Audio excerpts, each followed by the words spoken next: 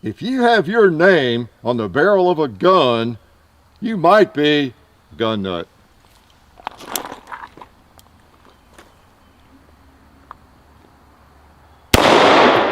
Right.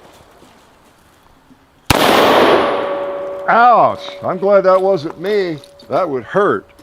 Hickok 45 coming to you from Tennessee with a Bond Arms Texan. Is it okay to shoot a Texan in Tennessee? I wonder if it's okay to shoot an owl in Tennessee with a Texan, okay? Anyway, that's what this is, and that was a 410. Those were two 410s you just saw launched. And let me empty this thing safely, because we know it's empty. It fired twice. And unless there's a barrel there somewhere I don't see, it didn't fire, or it's not still loaded, okay? Pretty cool. Not a bad owl gun. You know, really, if I do say so myself. And we've had a lot of trouble with those pesky owls, you know, showing up on the range like that lately. So we got him out of the way. Yep, this came from Texas, from Bond Arms. Let's bring it up here to the shooting table and take a couple shots, maybe with it again. And I know you want to see it.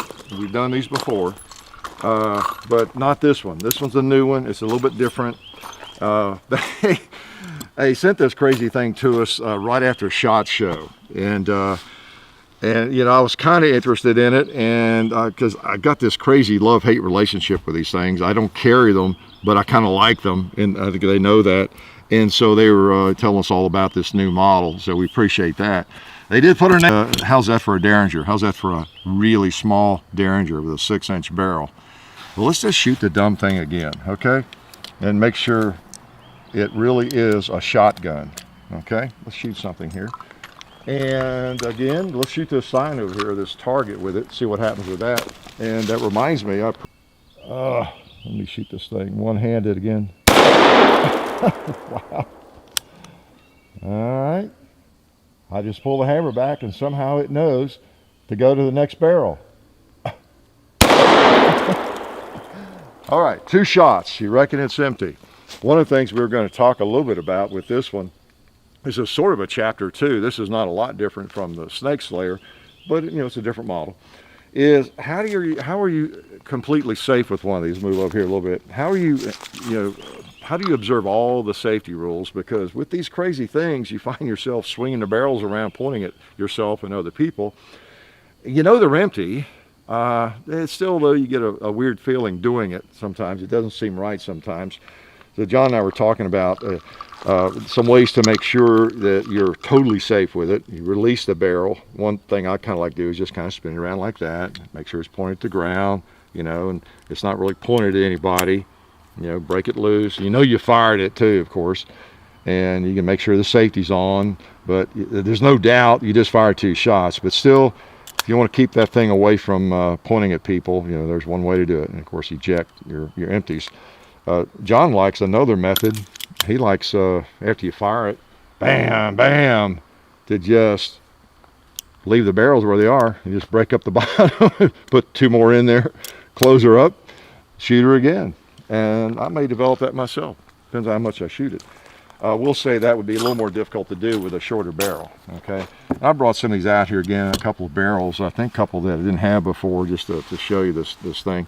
Like I say, I do have a love-hate relationship with these. I don't see myself ever carrying the thing, but I like them. You know, I don't know. And I guess every firearm doesn't have to have a purpose. Obviously, those of us with more than one firearm would have a hard time justifying some of the firearms we have. But there's something about the stainless steel in these dumb things and the look of them. Maybe it's the cowboy in me or something. They just, I don't know, harken back to the Wild West or something, and they seem to be made well. Yeah, that's all I can say. Now, again, specifically on this one, maybe I'll link to the first video on the Snake Slayer, because it's a similar, essentially the same gun. This has the longer barrel, and it's got dressed up grips on it there a little bit. I think that's about the only difference. All the barrels interchange. Like all these will fit on the Snake Slayer. I think they'll fit on any of the Bond Arms guns, basically. So that's kind of what you got. So like I said, it's kind of a chapter 2. What I wanted to show you, we didn't know we was going to put our name on that. We typically don't really like to get firearms with our names on them, you know, unless we request it. And that's something you can do. I noticed on their website, that's one reason they did it, that you can get your firearm personalized. All right.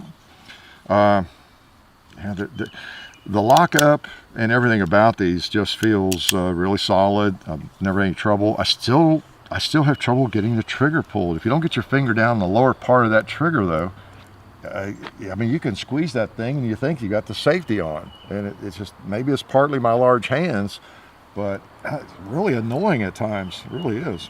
So anyway, what should we do? Well, I fire a couple of 45s. I was going to just change the barrel out, maybe a time or two on it. I'm not going to keep you all night and go through a lot of different things, but I wanted to show you this interesting firearm.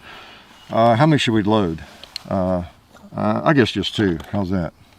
Oh, these are pretty warm. I forgot. Oh well. Only live once. Remember the 410 barrel, as it says right on the side there. Where is it? 45 Colt and up to 3-inch 410.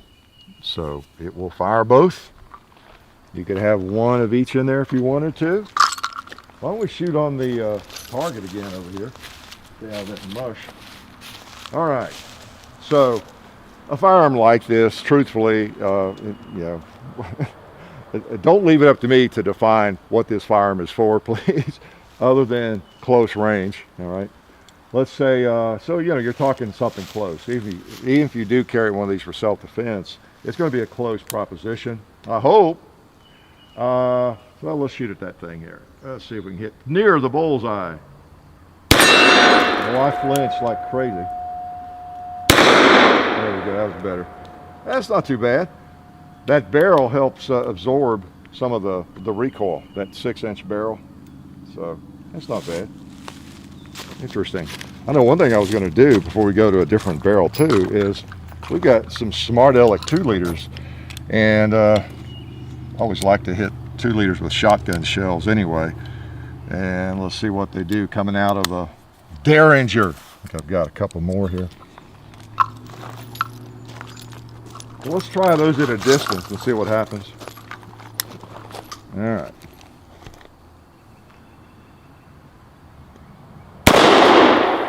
That's what I figured. Try the other one. We just created a fountain. Nice. So that kind of tells you at that distance, you know, you wouldn't want to be hit by it, but it's not exactly going to knock somebody over probably. All right. I know I had some 2 shells. Where did I put them, John? Which pocket? Oh, there they are in my shirt pocket. Put them where they'd be handy and couldn't find them. Those are the same things. Yeah, I was firing. Let's try these other 2 that are a little bit closer and see what they do.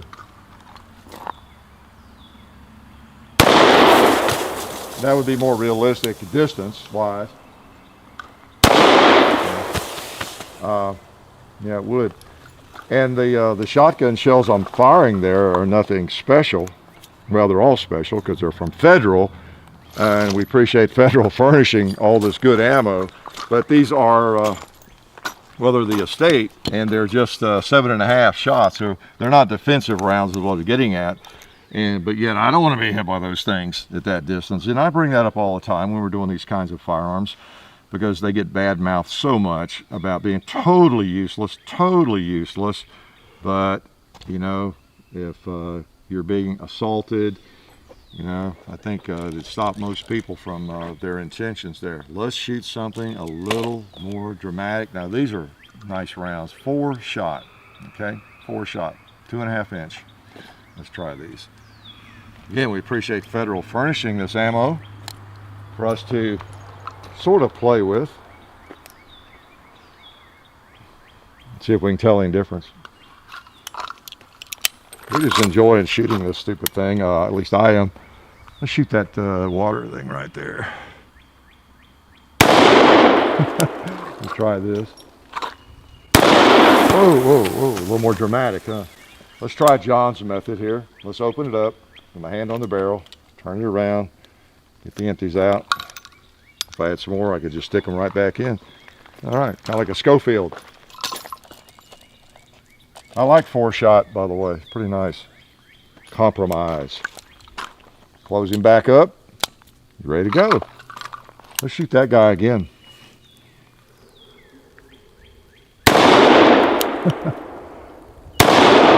Wow. Now those kick a little more. There we go. Open them up. You know what I'm going to do? Shoot 2 more shotgun shells. And I'm going to go down here and finish these guys off at close range.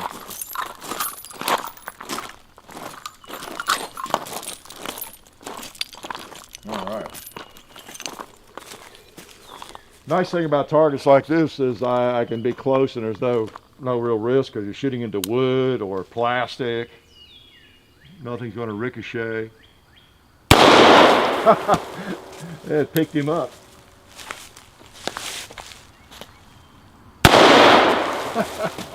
That lifted him up too. That's pretty neat. I'll have to remember that. Do that more often. All right. I just didn't like those guys being half killed, so I had to finish the job there. You're gonna walk into that post, John. All right. So again, the Bond Arms. Let's change our barrels real quick. I know you want to see that while John practices backwards walking. Those old basketball skills come in handy, and that's again the kind of the neat thing about these crazy things is, let's see, I got it. No, that's right. Get the little Allen wrench, comes with the barrel sets, and you just take that out, put you another one in. Now I've got a lot of choices here. Oh, that's the same thing, 45 and 410. We don't need that again. Just available in shorter barrels. 9mm, 10mm, 357 mag. I think in one of the earlier videos we did 357. I brought all the ammo out just in case I was in the mood to do it. I wasn't sure what I'd want to shoot. I never know. Sometimes when the video starts what all I want to shoot is kind of what I'm in the mood to do. You know, we probably ought to try a 10mm, you know, just for kicks. Wasn't that funny? Because we'll get a little kick even with the American Eagle, you know, regular American Eagle. Be a little bit of recoil there in this little bitty gun. 10mm Bond Arms. All right, tight. All right, now that barrel's shorter. You know, there you go. So looks more like my snake slayer. 10mm. All right, I happen to have some out here. All right. Well, we're good for at least a couple rounds. Let's put those on the paper target too. Maybe in that bowling pin if I can hit the thing. All right, let's see. Let's turn it, yeah, it's like that. All right. Now these are not exactly the best choice to pick off something. You know, they're not easy to shoot well. At least not for me, they're not. I'll try that bowling pin because the trigger's hard to operate for me. Man, there we go. Let's try the target. Boom, hit it somewhere, yeah, a little bit higher. That's not too bad. That's not horrible. See how this one's a little more difficult, John, to use your method if you have large hands. But now you could do it when you, after you fire your 2 shots, you know, grab it kind of like that, leave yourself enough room to open it up, and you can do it. So anyway, you just want to be safe with it however you do it, and not develop bad safety habits. You know, that's oh yeah, I forgot. Now these don't have a rim, so when you have like an automatic full or semi-automatic cartridge, you know, you have nothing, you know, like these do, yeah, to reach out and kind of grab the rim to push it out. So you just grab your fingernail or screwdriver if you needed to, if you've been shooting a lot, a few thousand rounds. I'm gonna shoot a couple more of those, can I? Yeah, those weren't too bad. You know, I know some of you are shouting at me. You're shouting at the computer screen to take a couple shots over there. And I have no idea. I'm not going to do much. I'll just take a couple for fun. In case by some miracle I would actually hit the gong, I'll take a shot at it. Yeah, I don't know. I don't know where to hold. I'll hold on the bottom of it and see what happens.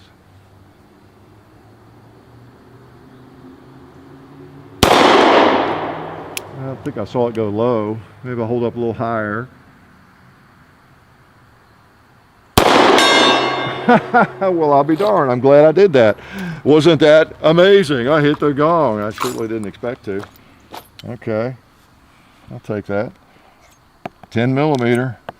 That's, I don't know, what would you say? That's probably a 4-inch barrel, I guess, since this is 6, something like that. 10 millimeter. Maybe I'll try one more rather than shoot more of those. But it's cool. Made my day. And you really, I think, you're supposed to open it up, or you do that, take the pressure off, and of course, double check, make sure you're unloaded always. So, one more choice before we go. 357, we've done that before. Let's do a 9 millimeter. I don't think I've ever shot a 9 millimeter out of one of these things. I always want to put them in there upside down. It just seems like it. There we go. What else can I say about these things? This one is, again, it's just like the Snake Slayer, just really interesting grips, nice grips. Texans love them, and the long barrel, kind of an interesting combination. 9 millimeter. I think I brought some hollow point. Yeah, I even got the box open. I love those methods that they use to pack some of these. So these are hollow points. Wow. These are, yeah, 150 grain. Oh, HST. Shooting HST out of this thing. Well-known, effective defensive round. All right. Wow, now that is a short barrel. Ooh, boy. Okay. Let's just shoot that stop sign if I can hit the thing. All right. Not bad. Not bad. Not too much recoil. Huh. I think the trigger was better on the 9 millimeter. You know, the trigger wasn't bad on the 10 millimeter, but it was not as good as it was on the 410 45 Colt barrel. Trigger was better on that one. How many of you fell for that? Why was that stupid? Why was that a dumb thing to say? You got it. The trigger is on the receiver. It has nothing to do with the barrels. Okay. So we got to go back to the original one more time. So that works pretty well. 9 millimeter felt pretty good. If you want 9 millimeter, they've got these, I think, in 40 and all the defensive calibers. All right. Again, I'm not a salesperson for Bond Arms. I do find them interesting. They're a nifty firearm. I don't know exactly anybody. What do? I take that back. I do know one person who carries one sometimes when he's out in the woods. He bought the Snake Slayer years ago, and I think he actually does still stick that in his pocket. You know, it's a firearm he carries, and he likes it. You really, I don't mean to laugh about that. It's just oh, come on now, match up there. It comes down to, as neat as you might think these are, and I think they're kind of neat. And when I start thinking about all the other firearms that would achieve the same purpose that I could carry, that would be about the same size or weight, and I think I probably said that in the last video. And I'm not bashing them. I mean, they're neat. But in terms of realistic for self-defense and everything, I always come back to some whatever. 5-round J-frame revolver, or a 6-round little revolver, or just something else that always seems to make more sense to me. Okay, as far as a carry gun, but they are neat. Now I'll put that back on there for a reason, and I'm not sure I remember what it was. There was something that needed to be shot with buckshot that had not been shot. Maybe I was thinking I might shoot a can. That's probably it. Or I probably wasn't thinking at all. That'd be the most logical answer right there. So we got a couple of cans we'll finish off here, then I'll let you go. All right, there's one right there by the headless bird. I don't think it'll spread enough to get the headless bird too. Maybe I will aim towards the right part of the can and I can get them both. Well, didn't spread enough. Let's just go ahead and put that headless bird out of his misery.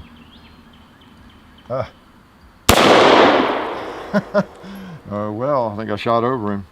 So I got to load one more. I know you're trying to get to dinner. Let's do it though. Okay. Well, you know I'm not going to load one more. I'm going to load two more. That gives me the option of shooting another can. Let's get that bird though. That was loud. My ears in. Well, I wonder if I'm going under it or what. Oh, I'm hitting it. It's just going through it. Okay. He's latched on there really tightly. Okay. So I'm going to get these shells out. And anything else I can tell you, truthful or otherwise, about this. Again, I know I repeat myself. The little things are kind of cool. As far as functional purpose, it's not something that I'm sure that a lot of trainers would recommend, you know, for your carry gun. But then again, it's a gun. It has 2 shots in about any caliber you want. And, you know, it's a firearm and it's solidly built. Okay, it's just a different type of animal, really different. But you can't help but like the things. You know, I've admitted that before. There's something pretty cool about the crazy things. Just, you're probably not going to catch me carrying one. Okay, it's just that simple. But I kind of like them. So that's kind of the good and the bad, I guess. And this one's the new model of the Texan. Actually, I think it was introduced at SHOT Show. And so we're just getting around to doing a video with it. But nifty little gun. So appreciate you dropping in. And again, hope you support the people that support us, whether it's the NRA. Remember the link in the description. I've updated all the descriptions, so I'm not sure when you'll be seeing this, but the NRA meeting is coming up in Atlanta, the greatest gun show on the planet, and we have a meet and greet schedule there. We'd love to meet you. We'll be at the SDI booth, or the federal, and we'll be at the NRA FFF booth, Firearms for Freedom, all that. And if you're seeing this after the NRA meeting, forget what I just said. No, you might see it before. But anyway, we appreciate everybody that helps us, including you all. So come back and we'll still be here. Life is good.